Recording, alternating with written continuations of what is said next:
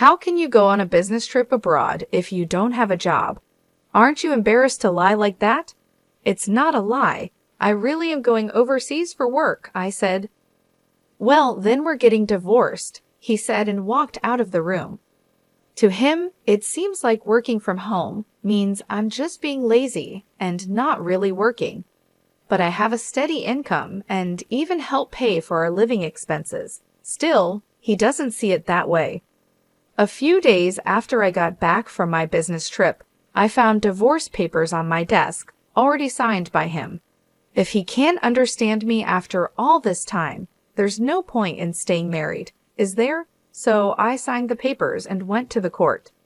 My name is Kelly Clarkson, and I'm 31 years old. My husband, Eric, is 34. We started dating in college and got married when I was 26. We were more like best friends than romantic partners, always speaking our minds. Sometimes that's good, but it can lead to unexpected problems. For me, the problem started when I talked to him about my dream.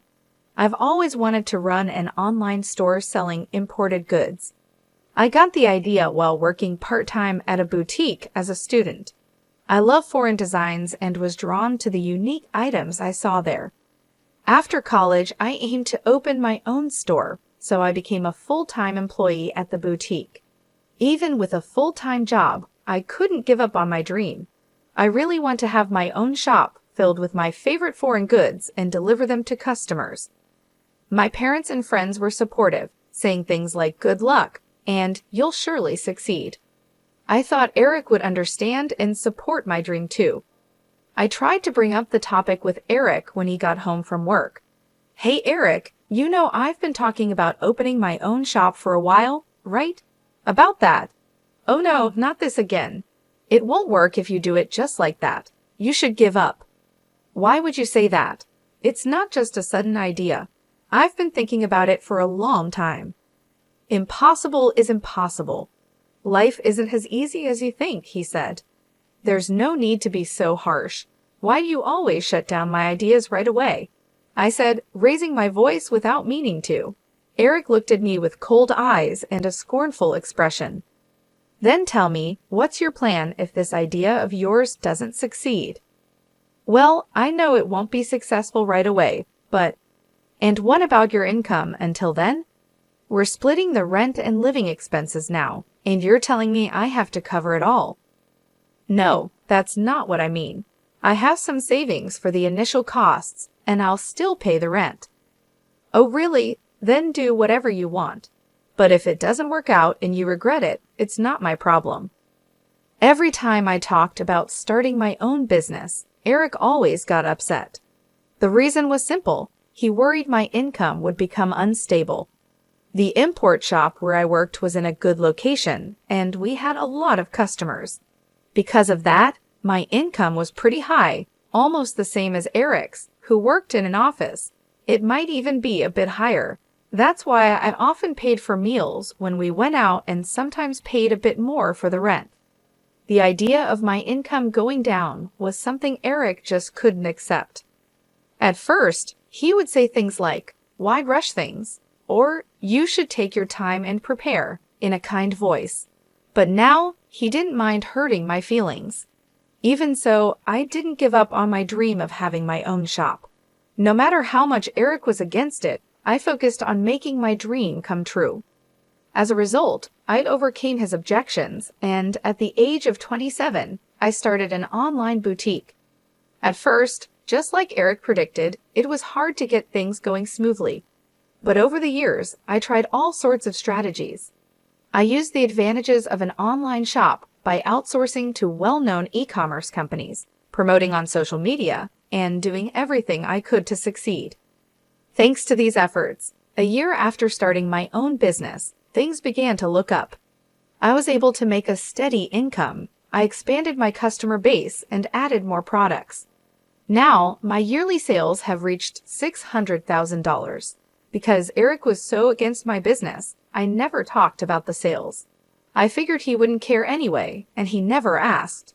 But he always reminded me about paying the rent and other living expenses. I always just gave him the money he asked for without making a big deal.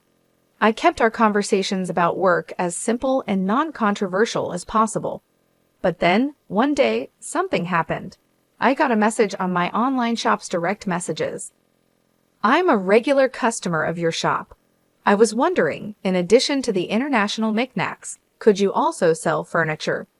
Actually, many customers had asked me to sell furniture too, but unlike small items, selling furniture online is more complicated. Furniture is more expensive, and things like the material are important. Even though I had worked in an import shop before, there are risks in buying and selling furniture without seeing it first. So I decided to call my old boss from the import shop to talk about it. "Hello, is this the manager? I have something I want to discuss with you." As soon as the manager, Rachel, recognized my voice, she sounded really happy. "Kelly, it's been a while. If there's anything I can help with, just let me know." Well, I've had some requests to sell furniture in my online shop. Furniture? That sounds like a big task. I was thinking of checking out the actual items before selling them. How did you find your products, Rachel? I see what you mean. I can definitely help with that. Rachel, who had connections with suppliers from other countries, offered to contact one of them and arrange for them to provide furniture for my shop. Because of my good relationship with Rachel, the overseas supplier was willing to help. I decided I would travel abroad to find the furniture. However, I couldn't just leave without telling my husband. So that night, I brought up the topic with Eric. "Eric, about the week after next, would it be okay if I'm away for about a week?" "A week? Why so long?" he asked. "Well, I might have to go abroad for work with Rachel from the shop I used to work at," I explained. "Abroad? If you're going to lie, at least make it believable," he said, sounding like he was mocking me. "What?" I asked, confused. He pointed at me with a mocking look on his face. "You're going overseas for work? You're almost unemployed. What are you even talking about?" "Wait a minute. You know I run an online shop, right? This trip is to find new items for the shop," I tried to explain. "So you think I'll just believe you if you say it's for work? Are you stupid? Your little shop won't get you far. Think what you want, but our sales are good and our customers are growing." "This trip is because a customer requested it," I insisted. "If you keep pushing, I won't allow you, practically a shut-in, to leave home for a whole week," he said, then stomped off to the bathroom with a beer in hand. A deep sigh escaped from my lips. Why can't he try to understand? His reaction is too harsh just because he doesn't approve of my work. But I can't go abroad without his permission. I need to convince him, no matter what. Even though I was nervous to bring it up again, I couldn't ignore the problem. The next day, when he came home from work, I spoke to him again. "Eric, about yesterday's discussion." "Look, I'm tired. I don't have time for your lies," he cut me off. "I'm only telling the truth." "An unemployed person going on a business trip abroad? You're good at lying," he said, mocking me again. "I'm not lying. I really have to go abroad for work." At that moment, I grabbed his arm, pleading with him. He looked down at me, mocking me again. "Oh, really? Then liars get divorced too." "Divorced? What are you saying?" "I can't stand liars, especially people like you who always try to show off. I didn't mean." "Shut up. You just want to use a lame excuse to go on a vacation abroad. I bet your boss is a man too, right? Divorce. I'll make sure to demand my share of everything," he said, storming out of the room. At that moment, a furious rage built up inside me. Who does he think he is, looking down on me like that? I work from home, but he only wants to feel superior. Enough is enough. If he wants it that way, then I'll do what I want. So I stopped asking for his permission and decided to go on my business trip abroad as planned. 3 weeks later, I went overseas with Rachel. We went straight to our suppliers in the US, where we checked out the furniture and accessories I would sell in my boutique. Since I was already abroad, I spent the last day sightseeing with Rachel, and we had a great time. However, it wasn't all easy. My phone was filled with angry messages from Eric. You didn't really go overseas, did you? Get back here now. I'll forgive you if you return today.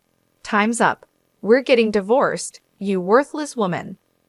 Every message made me more annoyed, but I didn't reply. I knew that responding would only make things worse. When I get back, if he's willing to talk, we'll discuss it then. With that decision, I enjoyed a carefree week abroad. The business trip ended, and I said goodbye to Rachel at the airport and started my journey home. Facing Eric was awkward, but I prepared myself and opened the front door. "I'm home," I called out. The house was dark and no one greeted me. As I walked into the living room, I saw laundry scattered on the floor with no place to step. Used dishes and instant noodle containers were piled up in the sink. Amid this mess, I noticed a piece of paper on the desk. What is this? I thought. It was a filled-out divorce paper. Beside it was a rough note that said, "To the cheating, jobless woman, I'm ending things with you. Fill out the divorce papers immediately. If you want forgiveness, come to my parents' house. Then I'll reconsider."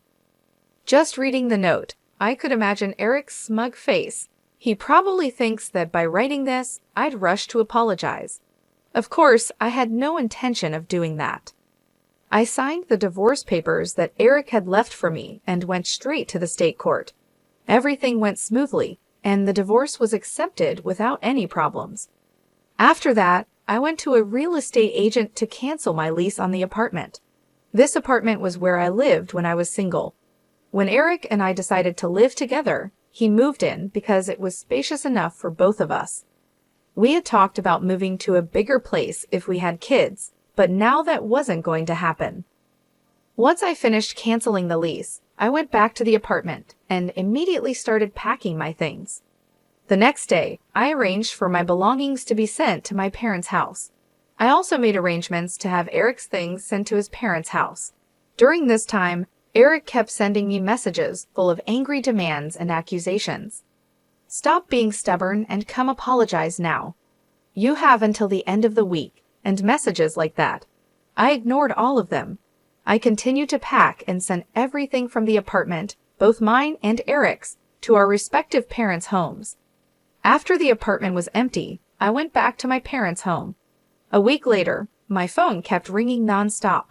Even though I ignored it, the calls wouldn't stop. So I decided to answer the phone, planning for this to be the last time I talked to him. I pressed the answer button. "Hello?" Immediately, Eric started shouting, "What the hell do you think you're doing?" Surprised by his loud voice, I pulled my phone away from my ear. I decided to record the call just in case something happened. Then I spoke again. "What's the big deal? There's nothing left to talk about. Don't mess with me. Why were all my things sent to my parents' house? I just got to the apartment, and it's completely empty." "Oh, that. Well, I canceled the lease on the apartment, so I sent your things to your parents' house." "What? You didn't even talk to me about this," he yelled. "There was no need. You were so sure about the divorce, so I made my own plans. I didn't think you would want to stay in the apartment that was under my name," I explained calmly.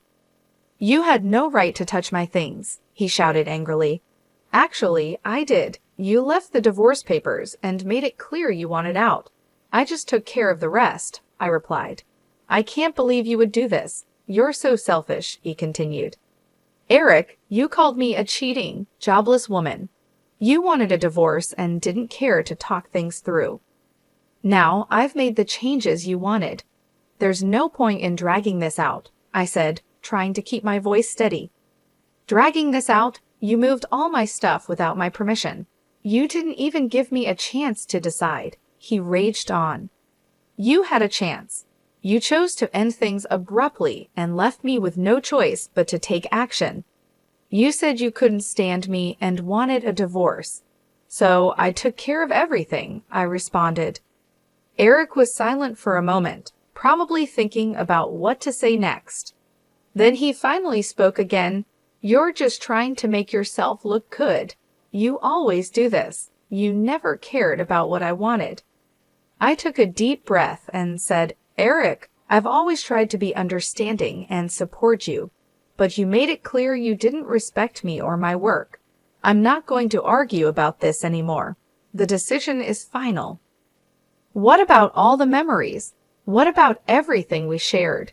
He asked, his voice softer now. Memories are just that, memories. We can't live in the past. You made a choice, and now we have to move forward. I wish you the best, but I'm moving on, I replied, trying to stay strong. There was a long pause on the other end of the line. Then Eric finally said, "Fine. Do whatever you want, but don't expect me to come crawling back to you." "I don't. Goodbye, Eric," I said and hung up the phone. I felt a mix of relief and sadness wash over me. It wasn't easy to end things this way, but I knew it was the right decision. I took a deep breath and looked around my parents' house, feeling a sense of comfort and support. It was time to start a new chapter in my life, free from the negativity that had held me back for so long. I canceled the lease, so I had to move everything out, right? "What? Canceled? How could you do something like that on your own?" Eric shouted, sounding shocked and angry. "On my own. The apartment was in my name. I can do whatever I want with it, can't I?" At this point, I had nothing left to lose. His words didn't affect me at all, and I responded in a defiant tone. Eric's irritation was evident on his face. "Don't mess with me. I don't care about the lease. We were married, remember? I lived in that apartment too, and you just went ahead and canceled it without even talking to me. Married, yes, but whether you think I cheated or not, we're still married. Canceling the lease on our apartment without discussing it with your husband, what were you thinking? You think you can just do whatever you want, even though you're unemployed? I'll never forgive you for this." He continued to yell, showing no regard for my feelings or my situation. His rant made it clear he didn't care about me or my perspective at all, so I decided to tell him the truth. "Sorry to burst your bubble, but you're getting all worked up about not forgiving me, and we're not even married anymore, okay?" I said, trying to keep my voice calm. "What? What are you talking about?" Eric looked confused and angry. "I submitted the divorce papers you left behind, so we're strangers now. Why should I keep renting a place for a stranger?" "Hold on, you're joking, right? You're basically unemployed. You'd be in trouble without me," he said, trying to sound like he was still in control of the situation. "What? Don't make me laugh. When did I ever say that?" I replied, feeling a mixture of frustration and relief. Eric was caught off guard and didn't know what to say. He stammered, trying to find the right words. Taking the opportunity to release my pent-up frustration, I continued, "You've looked down on me all this time. I'm not the unemployed or jobless person you think I am. I didn't cheat on you. I was traveling abroad for work to find products for my customers. If you can't believe that, fine. But just so you know, I'll never forgive you." "Well, wait a minute. Your online store, it's not like sales can just go up like that," he said, still trying to argue. "I've been working hard for the past 5 years. You don't know anything about what I do, and you didn't even try to understand. You kept making assumptions and treating me like I was worthless."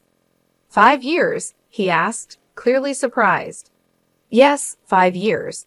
Just so you know, I've been making many times more money than you. You looked down on me and belittled me. I don't want a marriage like this. You can live a miserable life on your own for all I care." Eric stood there, speechless. He didn't know how to respond.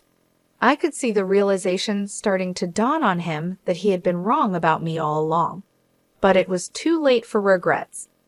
"You've always tried to make me feel small and unimportant," I continued, feeling a weight lifting off my shoulders as I spoke. "You never supported me or my dreams. All you cared about was being in control and making yourself feel superior." "Wait, let's talk about this," he finally said, his voice softer now. "I didn't realize how serious you were. It's too late for that, Eric. You made your choice when you left those divorce papers and decided to treat me like I didn't matter. I'm moving on, and I'm not looking back." "But we were married. We have a history," he said, still trying to hold on to something. "History is just that, history. We can't live in the past. You made it clear you didn't respect me or value our relationship. I'm done trying to make things work with someone who doesn't care about me." Eric looked like he wanted to say something, but he didn't. He just stood there, looking defeated and unsure of what to do next. I felt a sense of closure, knowing that I had finally stood up for myself and made a decision that was best for me. "Goodbye, Eric," I said, turning to leave. "I hope you find whatever it is you're looking for, but I won't be a part of it." As I walked away, I felt a mixture of relief and sadness. It wasn't easy to end things this way, but I knew it was the right decision. I had finally taken control of my life and my future. It was time to start a new chapter, free from the negativity and control that had held me back for so long. I took a deep breath and looked forward to the new opportunities and challenges that lay ahead, feeling stronger and more confident than ever before. I hung up the phone, deleted Eric's contact information, and blocked all ways for him to get in touch with me. It seemed he finally realized how many people were using my online store and how successful I had become. He even heard about my success through mutual friends. One day, he showed up at my parents' house, but I had no desire to see or talk to him anymore. Eric made the effort to come to my parents' house, but my dad turned him away at the door. Apparently, Eric's own parents found out about how badly he treated me and kicked him out of their house. Now, I heard he is renting an apartment near his job and spends his time just going back and forth between home and work alone. As for me, I decided to stay with my parents for a while. Thanks to my job, I can work from anywhere, and that is a real blessing. My parents' house is quite old and needs some fixing up, so I am planning to start renovation soon. I'm confident that my online store will continue to grow and thrive. Living at my parents' house gives me the freedom to focus on my business without worrying about anyone else. I can travel abroad whenever I need to find new products for my store. Even though I now have a divorce on my record, I don't regret choosing to follow my dreams over staying in a toxic marriage. I plan to keep working hard and repay the kindness of the people who have supported me along the way. Every day, I get to work in a peaceful environment, free from the negativity that used to surround me. I can finally concentrate on expanding my business and exploring new opportunities. My parents have been incredibly supportive, and their encouragement has been a huge help. I'm planning to use some of the money I've earned from my store to renovate their house and make it more comfortable for them. The online store is doing great. I've expanded my product range and attracted more customers, which has helped increase sales significantly. I'm excited about the future and all the possibilities that lie ahead. Without the burden of a controlling partner, I feel more empowered and ready to take on new challenges. I've also reconnected with old friends who have been supportive and encouraging. They're happy to see me doing well and pursuing my passions. It's been refreshing to spend time with people who genuinely care about me and my happiness. Traveling has become a big part of my life now. I often go abroad to find unique products for my store.